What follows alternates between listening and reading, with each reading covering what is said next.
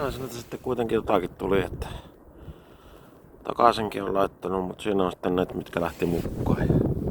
Ei tarvitse erikseen enää syöttikallaa pyytää, vaan ne on aika lailla pyydettynä noin minkkiloukkuihinkin. Ja ruokakallaa, savukallaakin on jo saatu, niin se on aivan hyvällä mallilla.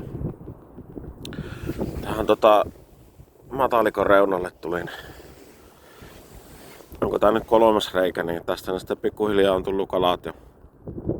Aiemmalta tuli 3 ja nämä loput tuli sitten tästä. Eli aivan mukava saalis, vaikka vesi on noussut ja jää paukkuu ja on vähän semmonen kelinä, että olisi aivan hyvin voinut kuvitella, että ei tule tähänkään vertaa. Ajattelin, että ne jää siihen muutaman kallaan, mutta ihan hyvä saalis se kuitenkin on olemassa. Tämäkin.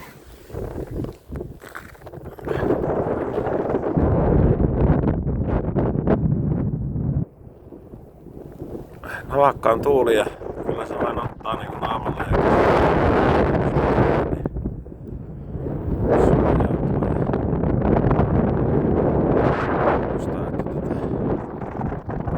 Lämmintä päälle ja lämmintä juotavaa. Itsellä kävi kyllä nyt sillä lailla, että kahvitermari jäi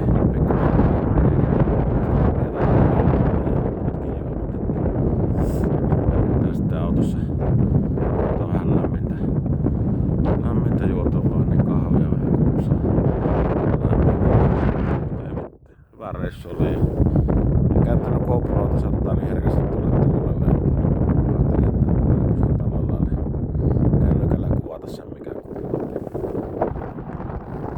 Eipä siinä.